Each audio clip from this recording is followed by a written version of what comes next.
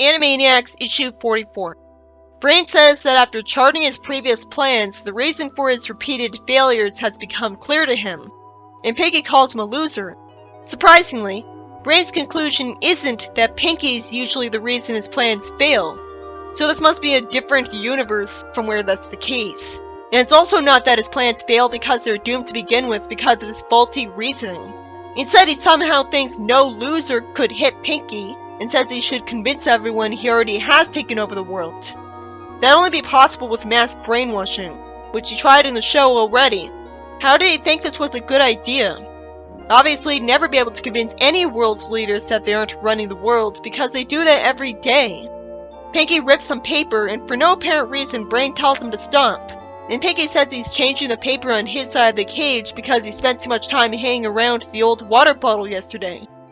Brain says that tabloid newspapers are the perfect way to misinform the public. He'd still never be able to convince enough people of his blatant lie, especially since not everyone would read that newspaper, even if he managed to get the message out on one. He decides to launch his own tabloid. Okay, so even less people would read it, because it'd be new with no previously established credibility.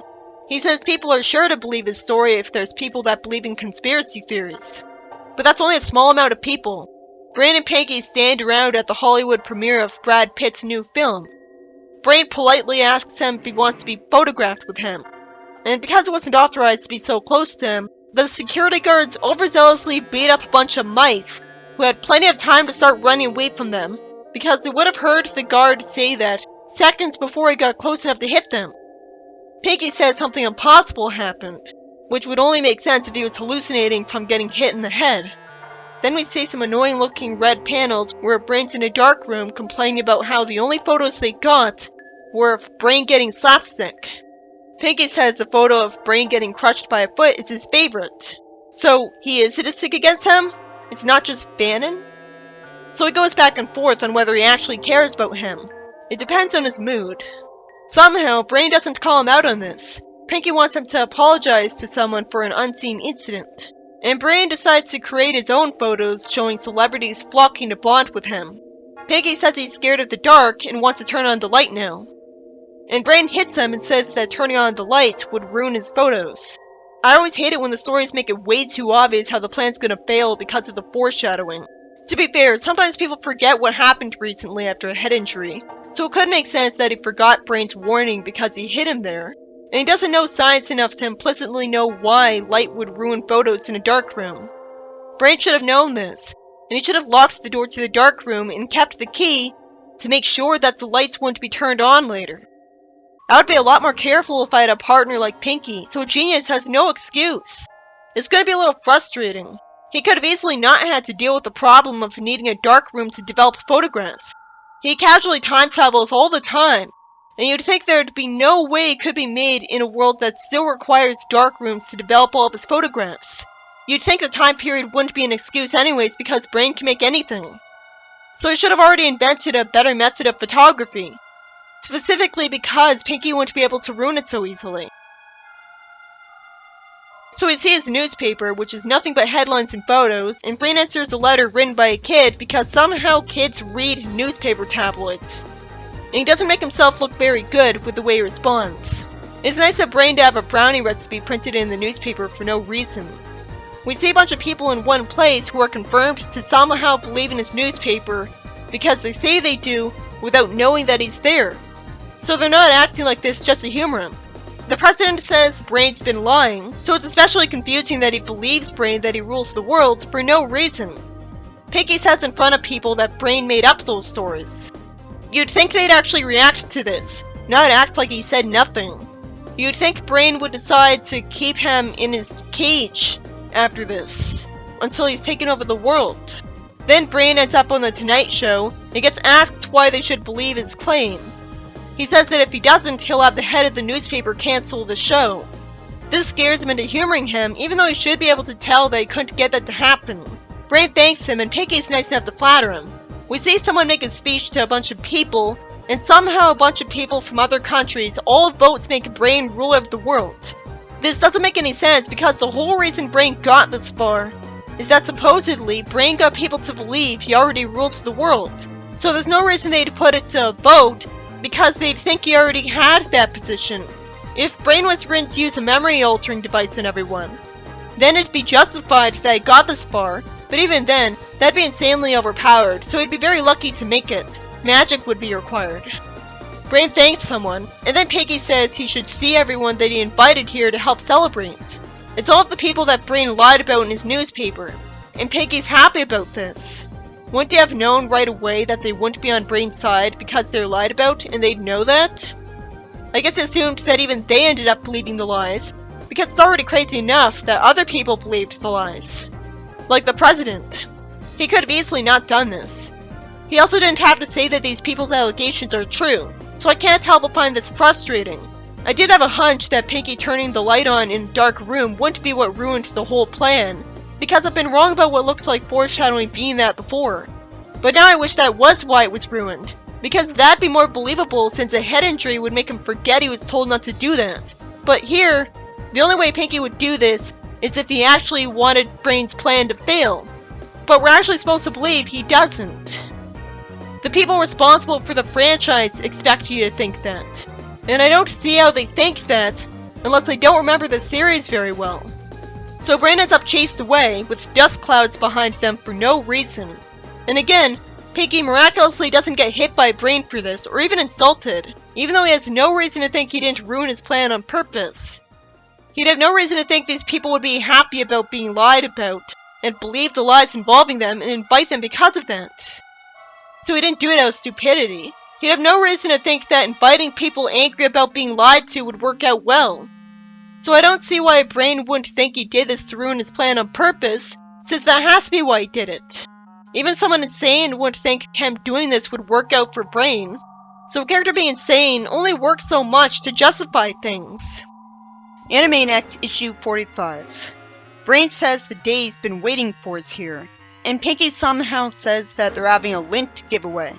This would make sense if he was just being sarcastic. Then he takes the opportunity to insult Brain for spitting when he talks. Brain says he's calculated that solar flares are happening tonight. Pinky says some snarky remark, and Brain says he plans to assume control of the world's loudspeakers at a key moment and bombard people with annoying noises until he's named ruler of the world. Except people could just unplug the loudspeakers in seconds. Why would he need to wait for a precise moment because of solar flares before he could assume control of them? That'd be impossible anyways. And the only way his annoying sounds would get in that position is if he said before the sound started that naming him the world's ruler would make them stop. And people would remove him from power after it'd be made impossible for him to do that again. Really, all starting this plan would do is cause everyone to try to look for him in an angry mob and actually do something about him. And then Pinky asks if he wants to hear him play Green Sleeves, and inexplicably scratches the chalkboard, which is a weird color, and he somehow likes the noise that blares from the speakers in front of them, and says it's like touring with Zeppelin. He was just told that the sound of fingernails scratching on a board would make people miserable.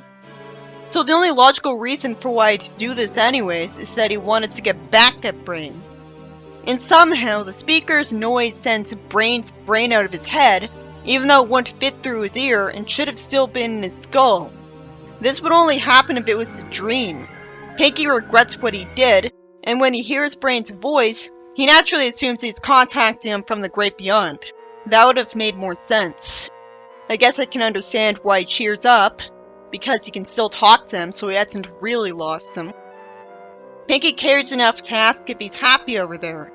And Brain says he's telepathically talking to him from the brain itself. This would only happen because of cybernetic technology implanted in it. The only way he'd lose his brain and have it still intact is if a witch did it to punish him for being a know-it-all. Brain says he has to get his brain back into his body before it's too late. It'd already be too late. It'd already have started rotting. He'd be better off telling him to get his data transferred to a clone. He tells Pinky to gather the parts to build a device that could return his brain to his head. Then, for no apparent reason, he uses Brain's body as a doorstop and calls it lovely, which would only make sense if he was doing it out of spite. Also, How is the brain jumping? It must be cybernetic technology, and the brain only looks organic from the outside. Brain prepared for exactly this situation, because he knows what Pinky's like, and yet he didn't already have the device made. He must have not had time to make it yet. He at least has the foresight to tell Pinky he's not allowed to buy cotton candy at Yankee Stadium because he doesn't want it stuck to him by him. Pinky tells a guard that Brain needs to climb up and borrow a speaker. I guess his old one was broken. The guard screams at seeing Brain, and something impossible happens to him as a result. Pinky stands on the loudspeaker and says he loves everything about baseball games, and gets so caught up in it that he stretches out his arms saying, "Let's start a wave." So in a moment that could have easily not happened, Brain gets sent falling and ends up hit by a bat. There's no way he would have even survived this unless his ability to heal super fast also applied to his brain. Well, of course it would. It's a part of his body, and he heals super fast everywhere else. Pinky talks to people in the audience through the loudspeaker, wondering where Brain is. It's actually pretty funny when Pinky says, "Pardon me, man, but I'm missing a brain." And she says angrily, "Yeah, what makes you so special?" Pinky says he trusts the obviously evil guy with the trench coat just because he's a strange man with a trench coat. Why would he be smirking? That'd only get him less customers. He shows Pinky some stuff he wants him to buy, but that was a waste of time, and for some reason he calls Pinky a psychopath because he said he got given a telepathic message. When psychopath doesn't mean that. The only reason he'd call him that is as an exaggerated response to him not buying from him. Brain says he's gotta hide, and some people run ahead looking for him. He got signed by a celebrity, somehow. And people were gonna add him to their collection because of it. You'd think he'd just freak people out, not get signed.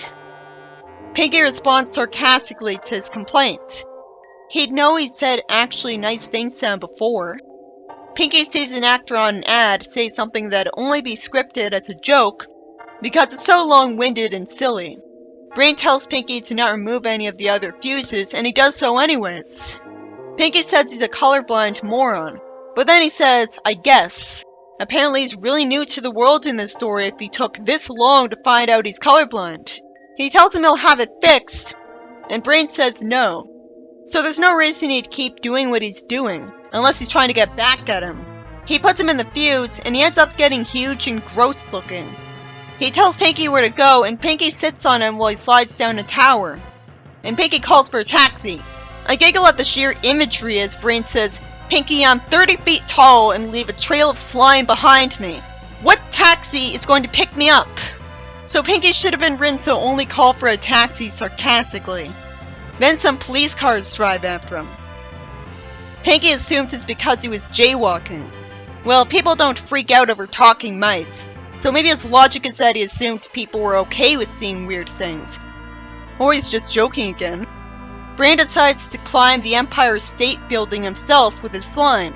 Pinky says, "Brain, are you going to sprout lovely butterfly wings and fly away like in the movies?" It's another line I like that would only make sense if he was being sarcastic. Brain says he's big enough to attract a storm cloud, and he gets struck by lightning. But that merely shrinks him back to normal size from absorbing the electricity, and that was part of his plan. Pinky had every reason to assume he would have been fried instead, but apparently Brain made his brain like this just in case this would happen to him. Right after saying he wishes he had sauce after his friend was fried, Pinky remembers that he cares about him. He wishes he could give him a big hug, so that's nice. At least Brain has a nice response, even if he's probably not sincere. It cuts back to him being at the lab, and he hopes Pinky constructed the device he described. Pinky says he did, and even had a microphone and stuff in his ears left over. Why would they think he made the device right if he still had that stuff left over? So he tells him to start scratching, and that actually puts his brain back in his body, even though you'd think it wouldn't be able to fit in the ear hole in his ear. It's just been re-engineered to magically shrink to fit in there. Or more likely, because the skull would be in the way, so there's really no reason it'd be able to go back in there. And if certain parts of the skull were always intangible, then you'd think this would have happened to Brain a lot earlier. It's more like it teleported into his skull. Brain has to have made his brain like this on purpose. Because when you have Pinky as a partner, it's common sense to plan for something like this. And I just figured out why it makes sense that the body didn't rot and become unusable in all that time. It's for the same reason that Brain heals super fast from slapstick. His supernaturally fast healing would undo the damage that an attempt at rotting would try to do to him. I just wish I was told that's why things worked out for him. Brain somehow talks backwards, and somehow Pinky hitting him returns him to normal. So Pinky actually made the device correctly, or at least did a decent enough job that a mere slap was all it took to get Brain back to normal. So he literally is smarter than he looks because he can engineer a complex machine just because he was following instructions from someone who constantly uses an overly big vocabulary around him. So he's lucky he can even understand him at all. But for this case, he must have been dumbing things down. But if that's all it took for him to be able to do this, I'm proud of him. He talks like he's insane, but it doesn't necessarily mean he's incapable of doing something amazing.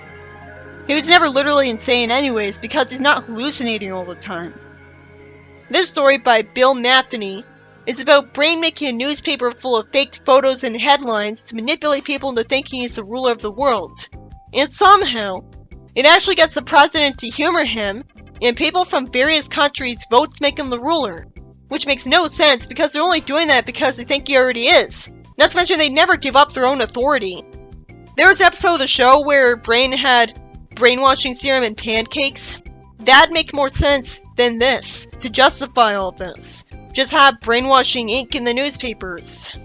Even if he had brainwashing technology in the newspapers, barely anyone would have picked them up anyways because he started his own newspaper. So he'd have a very small audience. So he wouldn't have enough influence anyways. And then there's the confusing ending I can't help but be frustrated by because Pinky happily invited the people that were lied about to the meeting, which ruins things for him. It's frustrating because the series and creators expect me to believe that he doesn't want Brain's plans to fail at any point. That he's not obfuscating stupidity. But clearly this would only happen if he was sabotaging his plan on purpose. So I feel like the audience is being treated like idiots. Of course he's got every reason to ruin his plans, but I wish that was explained so it wouldn't seem forced. I wish he did ruin his plan because he turned the light on in a dark room. Even that would be more believable. Especially if it was the first time he made that mistake. This story by Bill Matheny was the weirdest one I've ever read. But it was actually funny, making me want to laugh 2 different times. And it's really creative too. And technically, I can sort of make it make sense because Brain's a brilliant inventor. So he had to have altered his brain with nanobots to make it capable of surviving outside of his body. So he just altered his brain with nanobots bringing cybernetics to it to make it capable of surviving outside of his body, talking to Pinky telepathically, jumping around, and entering his body by shrinking. So if it can shrink to enter his head, I guess it'd be possible that it could be made to shrink to exit it too. What's really weird is that it left him because Pinky made a noise that he was already told would be unbearable because he only cared about doing what he wanted. Brain's body didn't rot because it can heal really fast. And that's also why the Brain survived slapstick, without him having brain damage. I just wish all that was explained because without that, the story seemed to be pure nonsense. I could only make sense of it because Brain's mastered technology. What's most confusing is that his brain could even exit his head when it's surrounded by his skull. He must have used tiny machines to put holes in 2 parts of the skull. Or maybe even removed it entirely. Because part of why head injuries hurt the brain is that the brain got smacked into the skull. A problem he'd gladly do away with now that he has a brain that heals really fast anyways, so that might as well be protected by his skull. So at that point it'd be better to make it so that head injuries don't affect him as much. Or maybe the exterior of it is a lot tougher to damage than it looks. And the brain's so big that it occupies so much of the space in his head, and there's nowhere else it could go. So it doesn't need the skull to keep it in place. Especially not if it has slime that's sticky enough to let him climb the Empire State Building just to get struck by lightning to magically shrink back to normal. I just have to assume cybernetics is why that doesn't fry him. And Brain didn't even correct him that he doesn't have a skull out of laziness. That's a frustrating thing about the story, that I had to figure all of this out on my own to justify it. because the writer didn't establish it, so he might have not thought of all that. It just makes it look like the writer didn't even try. The story could have not been confusing if a witch made it possible as a curse. So you could still have a creative and funny story without it being unusually stupid for the series.